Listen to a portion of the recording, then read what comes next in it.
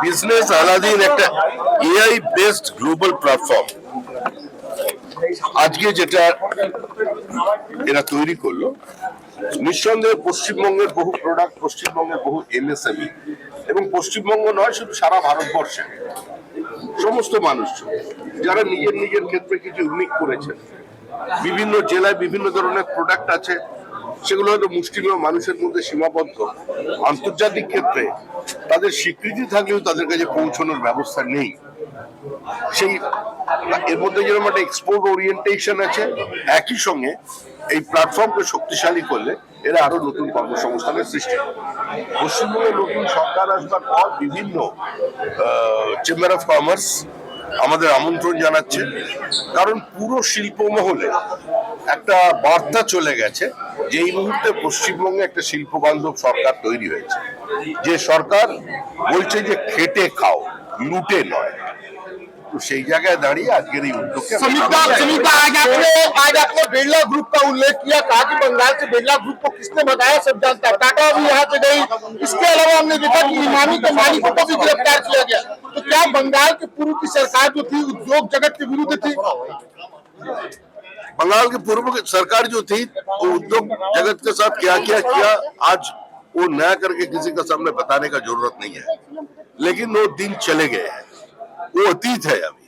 अभी जो नया सरकार है उसमें टाटा भी है, बाटा भी है और बिरला भी है, इमामी भी है, सब है।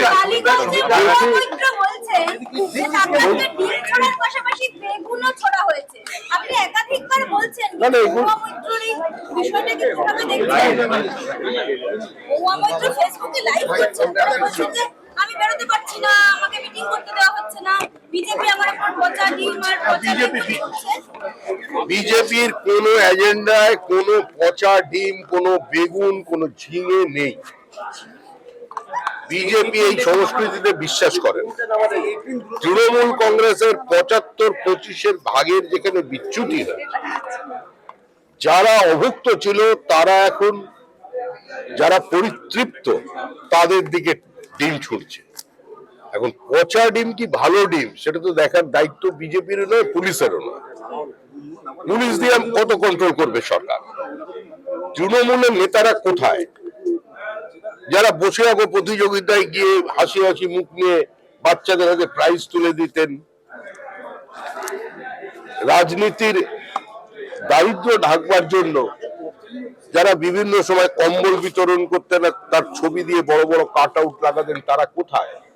যারা বিরাট বিরাট দুর্গাপুজো করতেন তারা কোথায়? তারা কেন নামছেন না? তাদের কর্মীদের তাদের হাত থেকে বাঁচানোর জন্য তৃণমূলকে মারছে।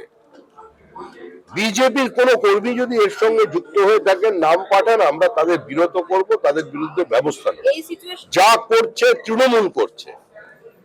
এখন অবশ্য তৃণমূল নামটা আছে কিনা আমার জানা নেই, এখন ওটা নিয়ে একটা বিতর্কের বিষয়।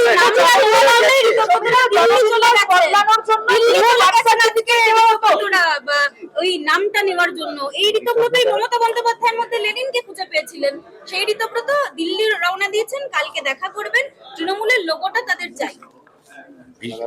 বিষয় হচ্ছে কেউ ওনার মধ্যে সারদাকে দেখতে পেয়েছিলেন, এক কবি বলেছিলেন মাদার অফ নিউ কমিউনিজম, একজন লেনিনকে দেখতে পেয়েছিলেন, দমদমে একটা তো ক্লাব সমন্বয়ের বাড়িকে মমতাবাদী ভবন বানিয়ে দিয়েছিল, তিনিও বা কোথাও, তাকেও তো দেখতে পাচ্ছি না। তো যারা এসব করেছিল তারা এখন তাদের মতো কথা বলছেন। আমি তো কাউকেই বলতে পারছি না, আমি তো সবাইকেই চাই সবাই রাস্তায় থাকুন, মাঠে থাকুন, রাজনৈতিক কর্মীরা রাজনীতির ভাষায় কথা বলুন, নিজেদের মধ্যে কিছু সমস্যা হলে ঘরের মধ্যে বসে মেটান, বাইরে বেরিয়ে ডিম ছুড়বেন কেন? আর এটা সারা ভারতবর্ষের মানুষ দেখছে, এটা তো পশ্চিমবঙ্গের ফেস লস। লোগো নিয়ে কারাকারি এরকম কত বছর রাজনীতি করছেন, তৃণমূলের লোগো নিয়েও কারাকারি হচ্ছে। তৃণমূলের লোগো তুমি কার? তৃণমূলের অ্যাকাউন্ট তুমি কার? তৃণমূলের পতাকা তুমি কার? কার কোন দিকে লক্ষ্য তো আমি বলতে পারবো না। কারোর চোখ অ্যাকাউন্টের দিকে, কারোর চোখ লোগোর দিকে, কারোর চোখটা পতাকার দিকে আছে বলে আমার জানা নেই। এখন মুখ্যমন্ত্রীর দিকে কার চোখ আছে সেটা দেখতে হবে।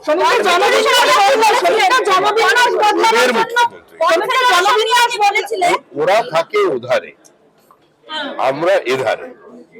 আমরা চাই পশ্চিমবঙ্গে একটা দায়িত্বশীল সংঘবদ্ধ বিরোধী রাজনৈতিক শক্তি থাক, সেটা গণতন্ত্রের পক্ষে সুখকর এবং সরকারের পক্ষেও মঙ্গলদায়ক। শ্রমিকরা জনবিন্যাস বদলানোর জন্য মালদা মুর্শিদাবাদের একাধিক কোন রকম অ্যাটাচমেন্ট রয়েছে? কোন কনফিগারেশনে বিজেপির এ ধরনের কোনো এজেন্ডা নেই, বিজেপির কোনো কনফেডারেশন নেই, বিজেপির কোনো ছাত্র সংগঠন শ্রমিক সংগঠন নেই।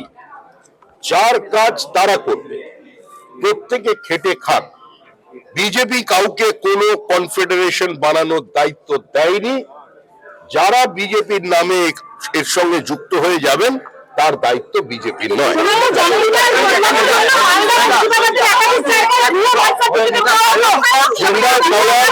যেটা বলা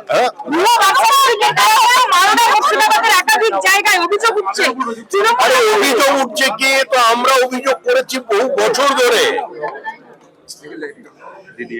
আধার কার্ড জাল করার হাব তৈরি হয়ে গিয়েছিল 3টে জায়গা, সোনারপুর, বারাসাত আর শিলিগুড়ি।